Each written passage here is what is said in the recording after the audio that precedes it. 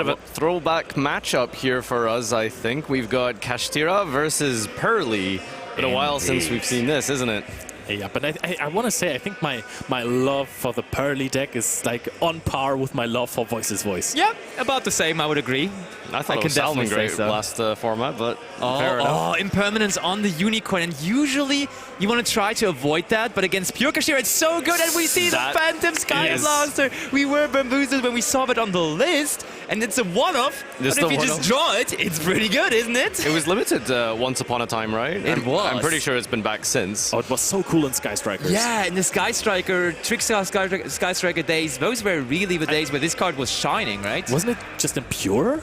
I think he played it in like a danger deck, no? Oh, that too. Okay, we all played completely different formats back in the day, apparently. But we all played some and he played double Impermanence on that.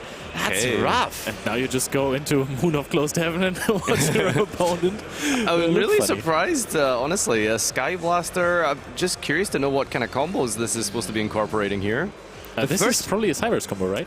Yeah, actually, it looks like a Cybers combo judging by the extra deck. And one thing that I was assuming was, okay, it's a level 4, so maybe with Rysart you do have like an extra rank 4 that you can go into initially to the rank 7s that you're going for, but there is no rank 4 in his extra deck, so I also don't really know, besides the tokens, what that Sky Blaster really is there for. Oh, reinforcement of the army, look at that. We would have access to another level 4 monster. Isn't that a stun deck? Why are we extending through double hand trap now?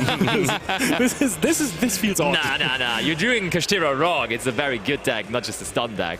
This is really cool because the Rhoda picks up the Arise Heart, and then we can now summon the Scare Cash from the hand by banishing the Unicorn. Yeah. And I guess that's going, I mean, I'm not sure what we'll end on, but it's an IP Masquerena for sure. We can recycle the Kashtira Unicorn by banishing the Theosis from the deck with the Rysart. I like that a lot as well. That is very much true. I mean, probably just a nice little Shangri-Ira plus the IP Masquerena, then summoning out a Fenrir from the deck. Honestly, doesn't sound like that bad of a field to me. Through 2 Impermanence, that could be okay, yeah. And especially with the field spell also up, because you cannot forget, like when that Shangri-Ira then would trigger to block a zone from your opponent, you could also destroy an additional card through the field spell too, so that would be a lot of interaction actually. Yes, but it also doesn't feel like a field that can't be beaten. Yeah, this is with 4 cards in hand. I think that you're very happy about it like that. Oh, and we also see that Oscar is main decking Nibiru, the Primal Being, which would be detrimental in this situation if it was in hand. But I think that if your opponent is playing a combo, you keep the Impermanence exactly, that's plus what I was gonna say. Nibiru, even though there is no Appaloosa anymore that is going to stop you from doing that. Yeah, I think generally if I see my opponent summon a Sky Blaster, I'm going to be a little bit worried, and I would be holding Nibiru and Imperm for some kind of link climbing shenanigans that we didn't really get to see here. But as you said, Basti, it is just Masquerena plus the Shangri-Ira, most likely summoning out a Fenrir here. I mean, we haven't even talked about it yet. Oscar is the Purrely player of the tournament. There are a couple more, but he's the most successful one so far. Only 1 draw, and besides that, 4 wins. And yep, Fenrir coming out as well. And Purrely, as I was saying in the intro, definitely one of those decks that can play into fields very, very well, that can just trade with cards. Of course, the Delicious is very, very good at that. Or not necessarily the Delicious. What's the name of the Exceed monster? Which one I'm... Beauty. Beauty is the one. When it is attached to the memory, then it will be getting monsters under it, and that's really, really strong. Working through fields, but let's see whether we have the ability to do that. First of all, Purrely normal summon. Yeah. So Resolution here, you do get to see what your opponent banishes. Okay. A Sleepy, that's nice. So it might be worth using the Fenrir on Resolution here because Purrely Street is such a big threat. It's a really, really strong card going second that allows you to play into targeting. And yeah, we resolve the Purrely. Will we use the Fenrir? Is thinking about it for a moment. I mean, you know that this deck plays the Purrely Street and that you're protected by almost everything that... Honestly, I'm not sure about this because that kind of leaves you without having the additional destruction effect of the field spell, you know? But when do you do that? I mean, you have the IP Masquerena still, so you could just use the Fenrir on something, possibly the field spell even, and then afterwards you go into SP Little Knight or something. So, like, I think you just get... you're getting little value out of it right now, but it might still be enough here the way Alexis is doing it. Oh, my friend probably too, though. Yeah, I see Look what at that. you mean. Should probably double check with the judges here to make sure that the Shangri-La zone is properly indicated here, since we did actually use the Shangri-La to target Monster Zone 2 underneath the extra deck. Fair, yeah. Not quite what it used to be, being able to combo with Diablosis and lock multiple zones in a turn, so it's not going to be super relevant. It's nice memories, right? Those were happy memories. Delicious memories. Okay, here comes the IP Masquerena. Yeah, I like it. I mean, it's not very many cards left in the hand of Oscar, so Purrely with only 3 cards, it is a challenge to do a whole lot, but we do know one of them is a quick spell, and the other one is the Stray Street, so that's a massive combination. Oh, and that is a very, very Widow Knight now. My, it's Happy Memory. Discarding Medora. Oh! I mean, Medora is the card that completely cracks the field of Kashtira, but having the disruption of SP Little Knight being completely useless now because of the Stray Street makes me think that you maybe, and I hate to admit this, were right about the approach to maybe try and get some more value out of the Raidsoth. And I mean, now honestly, we discarded Happy Memory. This might just be E-Purrely Happiness all the way. E-Purrely Happiness is the monster that can just attack so many times at once. And if we get access to also the almighty Purrely Delicious Memory, this could just be the last turn of this duel, because that is what Purrely does. Yeah, we have a My Friend being activated here, so... Oh, we have another... Oh, yeah, true. We just searched another one, because we didn't use the effect. We just banished it on the activation of it. So that's huge. Yeah, and I think we'll see what we reveal here, but if you do try and go for Delicious, what is it at these days? Is it 2? Is it back to 3? It is at 2. Is that 2? Okay. So if you really want to go for Delicious, you might have to try your luck a little bit here, hit that 66% on the random reveal. And see, he is thumbing through with a Delicious at the front there. I still think it's 50%. Either it happens or it doesn't. It does or it doesn't, you know? That's kind of how Exodia's opening usually goes, right? The math professor here on the casting team, as you can clearly tell. You do or you don't. Exactly. Right. So, it is one of the pretty memories, and then 2 delicious. Oh, Alexis is rolling the die. Is he going to be the one delivering the good or the bad news here for Oscar? Because he clearly wants the delicious memory. All right, here it is. Let's see. I think that was pretty, actually. Oh, no. I think like a really big Zeus would also be more than decent in this situation. Or just a big Noir, too, to be honest. Oh. Oh, okay. Oh. Okay, we're trying to avoid that Happy Memory just attacking into monsters over and over again. That is so good, because the Shangri-La doesn't even need material to use in the standby phase. So you can just special summon out something for free when it comes back. Alexis is on the Kashtira technology here, and he knows how to handle it. That was fantastic, honestly. And I mean, then also, the field spell is still up there, meaning that in the standby phase, when we then use the effect of Shangri-La, we can also use the effect of the field spell again, so we might get that very much needed value out of the card eventually. Yeah, the targeting protection is only until the end of the turn, so it will be vulnerable next turn if we can try and find a way to at least set up something big here, probably like a Noir, maybe a big Zeus as well. It's really, really good against Kashtira.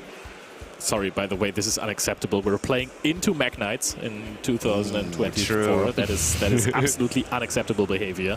But yeah, you're right. A Zeus is basically the arch nemesis of Kashtira. It always has been. This is like always the first card that people have been banishing with Unicorn ever since the deck came out.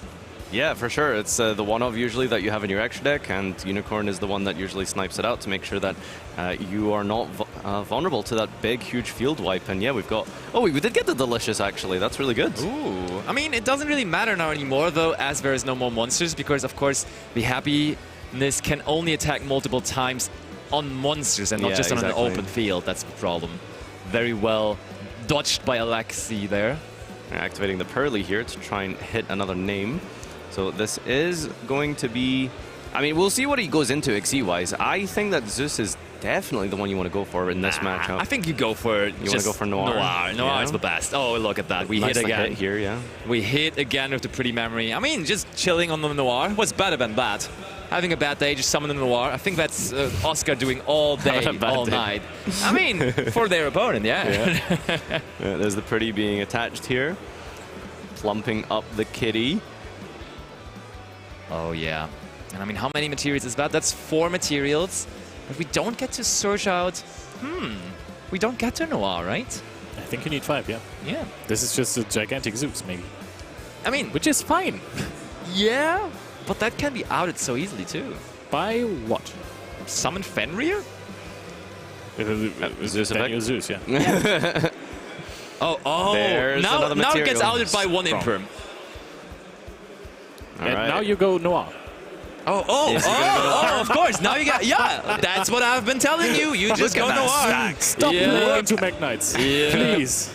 And of course, we get the very big Noir. We get the attach in the end phase as well, which is nice, so we can get some value out of the draws.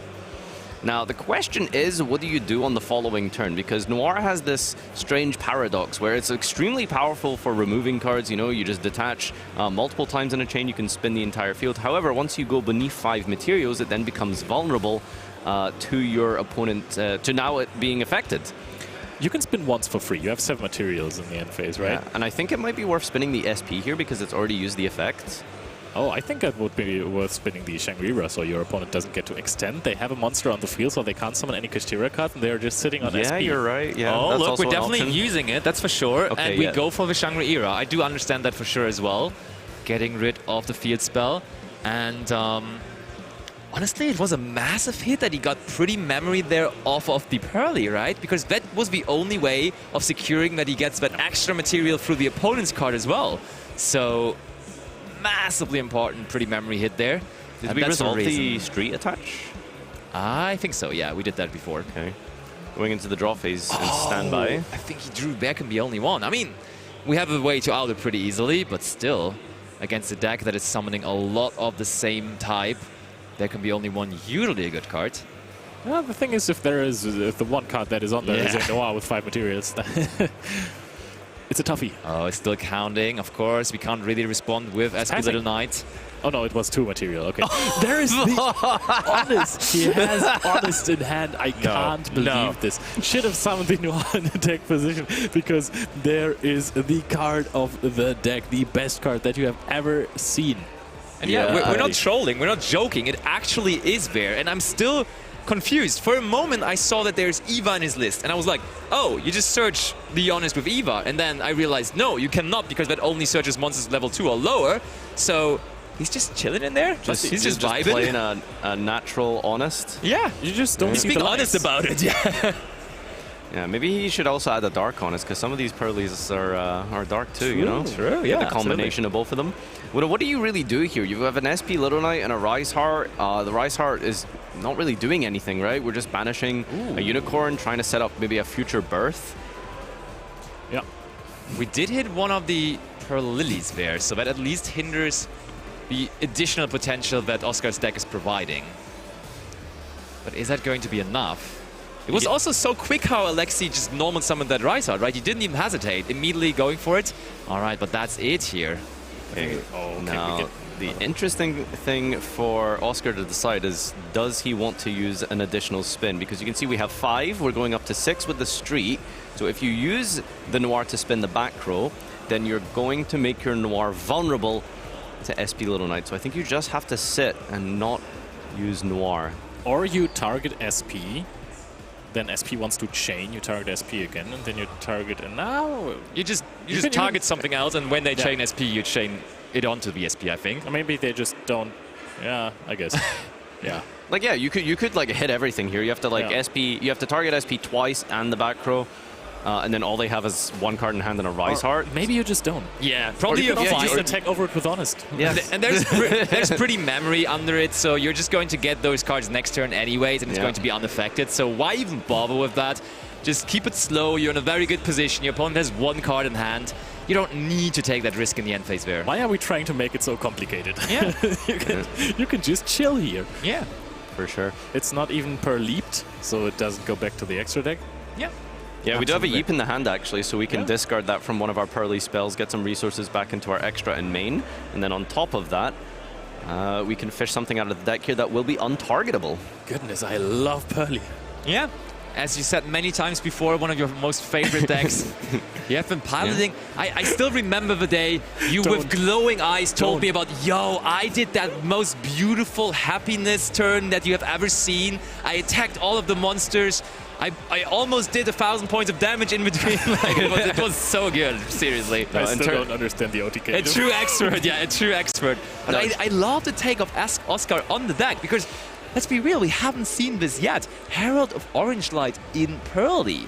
It just makes sense. If you draw that Ivar, just randomly picking up the Orange Light, and now here comes the fun. You cannot only search Herald of Orange Light with Ivar, but, cool little coincidence, you can search Purrely and Purrely, because they're both level 1 fairies, and therefore applicable for search. Wait, just for Purrely, for Purrely, not the Lily, but I mean, that's good enough, right? Yeah, so we have 2 spells here that we can use as discards. And will we be seeing an Honest come down, or will it be discarded? Please. I must say, it is definitely... okay, we're going to run away with the SP Little Knight here. I don't know how good that is. Are we going to chain now? We're clearing our own field. Is this worth it? I mean... I like the handling of the materials, by the way. Every time, like, he puts the card to the side, just grabs all the materials, and I think he's chaining now, yeah. Yeah, so this makes sense. You spin away the Purrely. You spin away the Little Knight. The Little Knight doesn't fully resolve because it does have to banish both of them. So the Rise Heart stays. And then at some point, whenever there can be only one is flipped, we can then chain the Noir again to send that. And leaving an attack position monster on the field against Purrely, could be a little bit scary with that happiness. Kinda risky indeed. There's the Hero Lily. dangerous. The Lily effect. Also, honestly, another unique take I want to say by Oscar is that he's actually running free Purrely and free Purrely. In the past, we've seen that a lot of people have rather gone for the approach of running 2 of each of the main deck Purrely monsters, but he went all in. He was like, I'm playing all of these. The flexibility of this deck is mind-boggling. This is just absolutely insane. Doesn't stop to amaze you, I know. No, I think one of the cool things about... there can be only one. Okay. So there can be only one can resolve. You could just let the Purrely get sent to the grave, or you could just chain and spin. The Lily hasn't used its effect to rank up, so to speak, so I think it could be worth chaining this. I think so too. Yeah. Like, the Lily alone is probably going to get you to happiness, and that is all you need, especially with that Honest in hand. All you need is happiness. And gone is the There Can Be Only One. It must be said that Purrely is definitely one of the more intermediate decks, I think. There's simple ways to play it where, you just make like a large Noir and sit on it, and there you kind of go. But definitely one of the beauties that of this deck is for sure the sequencing. One of the most toughest things when playing competitively is just trying to manage your resources properly and sequence your abilities in the correct order so that you can set up these really big, grandiose OTK lines here. Yeah, that's why Leo loves it so much. It's a combination of all of those things. You have the ability to be really strong going first, but as we see here, you have such amazing tools going second as well. And I can't wait to see that Honest now hitting the field. Please, attack. Please, do it. Do it to for him. the camera. Do it to him. Do it to him. Do it to him. Damage step. Is he really saying damage step? Oh, baby. Honest has been activated in 2024. There is no way. And now, listen to me. This was actually really, really good. He only plays 1, but this is in Alexis' mind now for the next game. That's We're picking up the cards. We have Oscar ending it with the Honest, man. That was honestly the best ending we've seen today. That is honestly true. I can't believe that. Genuinely, it's an interesting tech choice, not something I would want to play, but finding the space for an Honest in this metagame, I guess there's some logic to it, and of course it just makes the happiness OTK significantly easier, and you don't expect it, because if you see it once, especially even if you reveal it off the Purrely and you see your opponent reveal Honest, now you have to reconsider everything you do in a battle phase. Yeah, and now the knowledge of old cards. How long does the attack boost of Honest stay? Is it for the rest of the turn? It's for the turn, yeah. Yeah, it's for the turn. My, then of course then that card is just absolutely great together with the happiness. Yeah. That's actually really good. And it's just better than Kalut. Yeah, it is. Oh, I remember the old chains back in the day of people using Kalut and Honest against each other, both trying to outmaneuver the other, being like, do you want to do something? Do you want to do something? Like back in the day, of course, Blackwing and Lightsworn, there was a format where both these decks were really, really viable. And you had to really understand the damage step. Yes, absolutely. And I mean... Sub-step number 7, you resolve Honest, and then your opponent chains, but then the turn player's Honest always loses, so you have to make sure that you're not the turn player who then begins to use the Honest, so... It's finally understood it. Thank you. It wasn't sub-step 7, right? It was 3.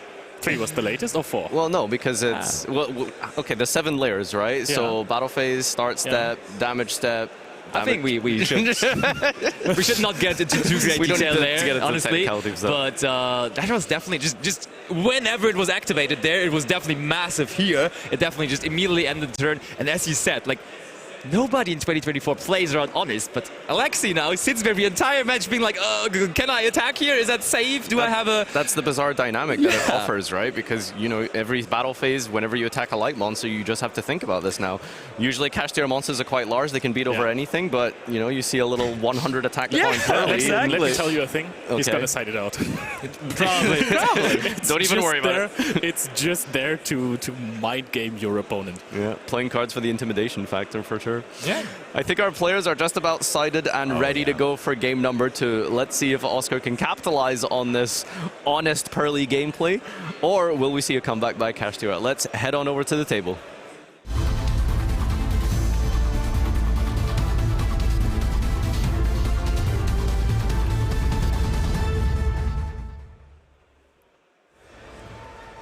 There we have them. And honestly, if Alexis would have drawn Vivek and the only one earlier on, all of that would have never happened, right? If he just started with the deck and the only one and not draw it a turn after, he probably would have been the winner of that first game, but he was a turn late with that one.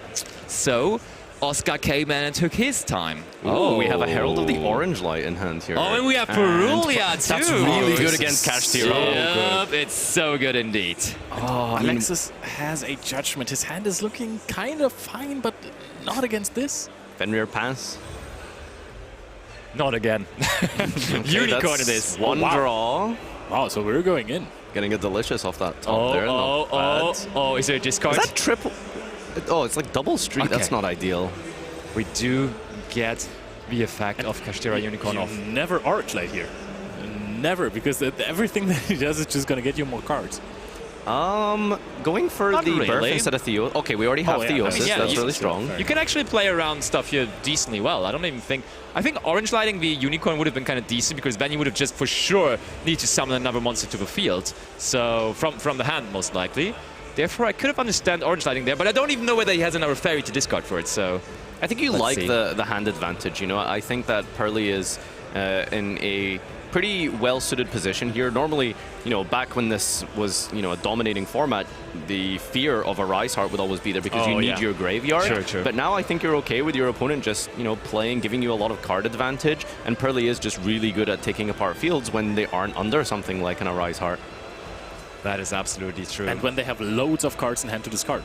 Exactly. I mean, so What's far... your favorite discard engine? Oh, my Shadows. Yeah. You ever played with Dark Worlds? Oh, that was so cool. I lost to that at Swiss Nationals. Dark World Purrely? Yeah. That's the crazy thing about something like Purrely, because of how adaptable it is with, you know, the synergies with the discards. We've even seen people play like Sprite Purrely. Yeah. You know, there's a lot like the synergies that themes like this can develop. Like the latest one was just Fiendsmith Purrely. I mean, just discard Lurry for Purrely spell is insane, because it immediately just gives you the Fiendsmith combo. Do you play three Lurry? You just play 3 really? Lurry in it. Yeah, someone topped the European Championship with that. I think Sebastian Mad was. That's really cool. One of the Purrely experts. Really cool is, of course, also the delicious memory that Oscar is now activating.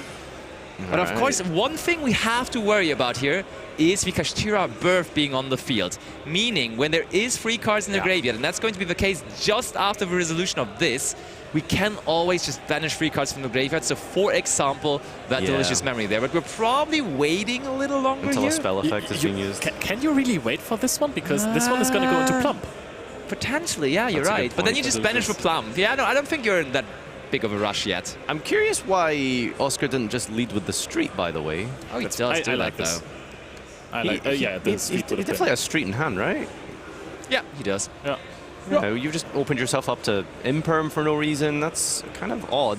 But yeah, there goes the entire graveyard from the it's gone. Secret effect of Birth that sometimes catches people out whenever you use a spell card, or even a spell effect that includes your continuous cards. I've been caught out a few times with that when using Tearlament Scream, for example. Like, that field spell could have done so much here. We're even losing our good old Purrely to the Fenrir now. But isn't that okay for us? I mean, then everything is out, right? And we just have so many more cards in hand. Maybe we're just completely okay with this. You're right. Exactly. I mean, he doesn't have any discards for the Herald of Orange Light, because the card that he top decked was the Big Rock.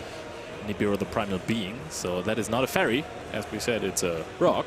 The issue is that it's just kind of wasted. You know, you could you're just losing a Purrely for no reason when you could have led with the street. So a little bit of an odd decision. Potentially just a little bit of a misstep here. And looks like on the new chain they both activate. Yeah, he definitely activated both. I saw him activating both for sure. Really? Yeah, he did. He activated the Fenrir and also the Unicorn, and that's also what the judges have been saying. And look, there's a couple of cool cards that Alexis is looking through there. For example, that Condemned Dark Lord there being not the only link monster. There's also SP and Anima, but the Condemned Dark Lord definitely is the most interesting one, I want to say. Looks like he went for the beauty there. Is that a one-off in his extra, or does he play two? That is indeed a one-off, yeah, and that is then a pretty good choice, I think. He wants another turn. Understandable. He also... Oh, wait, no, he plays 1 E-Purrely Noir, but 2 X-Purrely Noir, so... Okay, there's the field spell. Maybe we can just now safely get it through, my friend Purrely.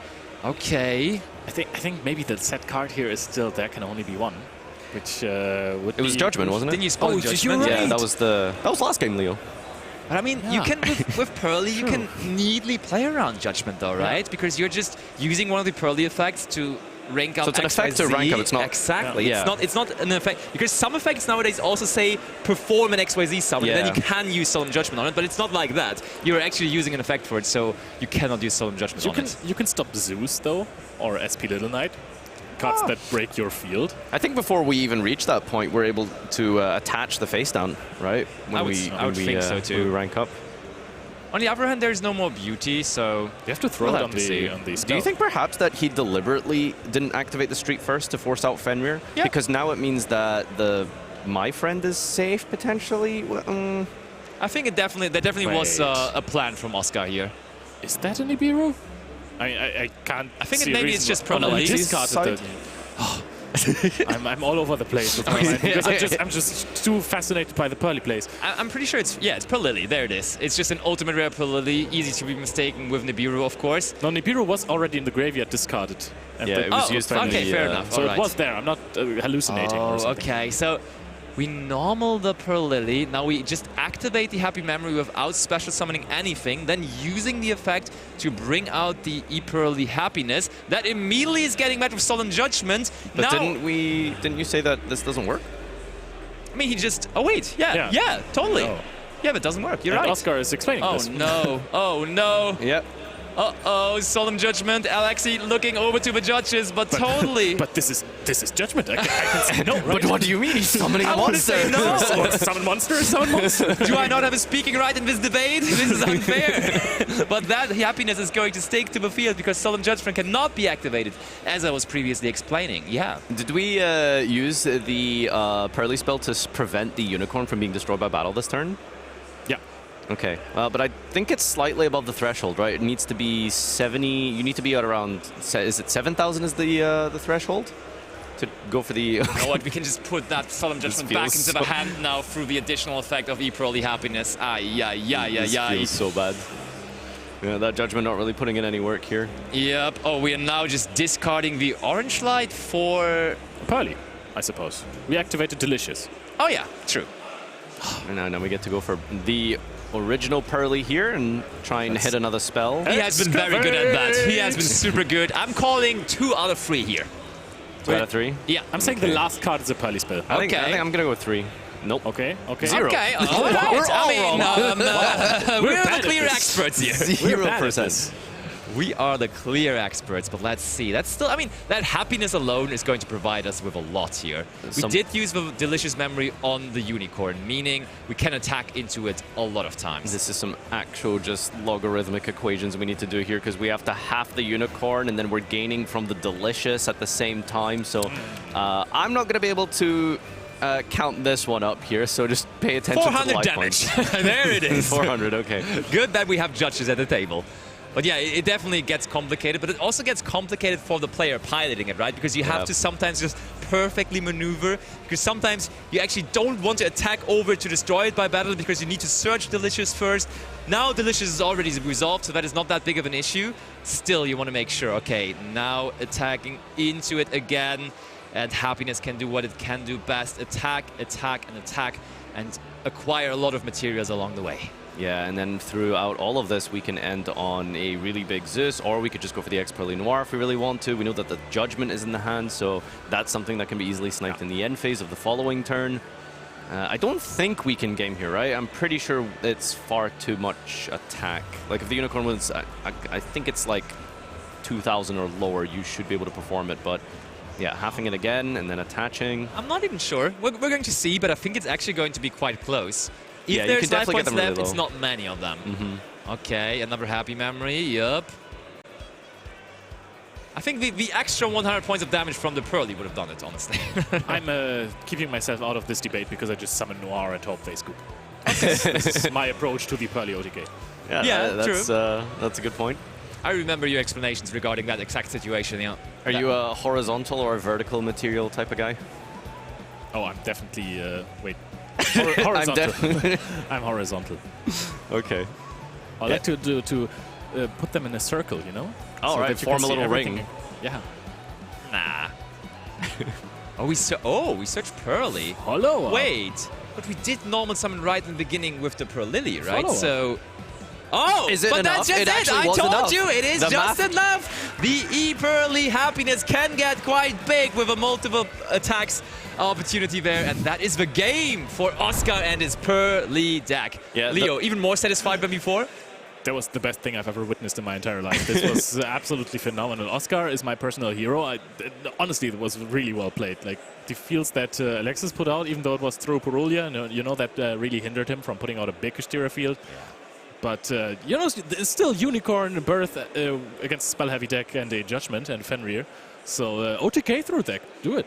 Yeah, no, the math definitely has to be total up there before you go for that big commitment play. But even regardless, if you don't find game there, you still have so much follow-up with the ability to go into the Purrely Noir or a large Zeus. And again, I think Oscar piloted that really well. Oh, yeah. Would be interesting to ask him in the post-game analysis if the street was deliberately held earlier. I'm really curious to know if that was a strategic reason behind that we just didn't see. But yeah, one of the best things about Purrely being displayed here, it's the ability to sequence your cards correctly, set up that really important OTK, getting the right materials, mathing out the exact extent to which you get that damage in for game, and piloted to a victory here too. Oh, made it look relatively straightforward, didn't he? Absolutely. Undefeated duelist. Only a draw until now, and we're already 6 rounds into the tournament. That is a pretty looking record there he has there, so he might be on his way to a top cut finish here. It was. There's a lot of adjectives in the deck, right? Yeah. You gotta say one of them eventually. Yeah, and honestly, I mean, he's not... That was definitely unintentionally, by the way, but honestly, he has a really unique approach to the deck. I have not seen... I mean, Eva just came back from the Forbidden Limitless, so people couldn't really do it, but now that it is available, it seems like such a great option, honestly.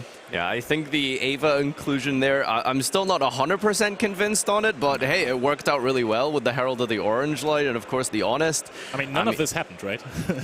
Yeah, that's the None thing. of You the Eva didn't... shenanigans happened. Exactly, you didn't see it. I mean, to be fair, to make it happen, you need to just draw the Eva, right? There's like no way to search the Eva or anything. You just need to draw it, but when you draw it, the impact is insane. And to be fair, comparing it to the other discard engines, like the Dark World cards, you also just needed to draw to discard them. So it's like kind of the same thing, but I feel like the impact you get from Eva is just bigger. Yeah, it's like a weird paradox when it comes to deck building for Purrely. You need to sort of have this balance of good cards to discard, but also cards that, even if you don't draw a Purrely spell or you're low on Purrely spells, generally as well is what happens. You can find your hand clogged up with too many things like multiple Orange Lights or Avas that are not live. So it'd be interesting to get some thoughts from Oscar and figure out exactly what his logic was going into building this deck and how he decided to go for these different tech options. To be honest, I think multiple Orange Lights could even be kind of okay because then they fulfill their purpose of negating something, being a little gamma. But I hope that Oscar also explains the happiness OTK to us like I am a toddler, so I can actually divide by 2, understand and then divide by 2, and then gain with Delicious, multiples of 300 per material. Yeah, oh, look at him. He looks like a toddler right now. You've been shell-shocked. You're saying all of those words, but none of them make sense to me. True Purrely player by heart and soul. You could tell, right? You could tell, absolutely. But no, that approach is just very unique, but also very good. And I think, honestly, like, there is a lot of melodious players right now in the tournament too. And I think a big reason why they're so successful is that they can play that orange light. And I think just taking that away from that deck and now also giving it to your own deck, the Purrely deck, is just probably a reason. Like drawing orange light. I think back in the day people were saying when Gamma was more popular, drawing Gamma was always like super impactful, so good because it destroys the monster as well. I think same applies to the orange light, and therefore I think it's just so good. I think we're going to have a bit of an interview here with Ed, and of course at some point we will have a deck breakdown to just give you guys an idea of what the metagame is looking like. Of course Yubel is kind of the deck to beat, but we've had a pleasant surprise of all this different array of options that people have been playing. Even Oscar here at a X01 record, so let's hear from him himself with Ed ready to go for an interview. Thank you very much, guys. We are here with Oscar, who's just won that round 6 feature match, meaning you're currently undefeated, aren't you? That's now 5 and 1 draw. Basically, yeah. Okay, so congratulations. Thank you very much. How does it feel? Because that was your first feature match you've ever done.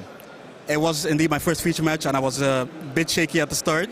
Can you explain, because some people watching don't understand what it's like, can you explain what it's like to be up there in front of an audience, knowing people are watching, the lights and everything? Explain what it's like. Well, the thing is, at the start I was a bit shaky because I know everyone's watching, everything will stay online, and I'm afraid to make mistakes and have them on the internet for eternity.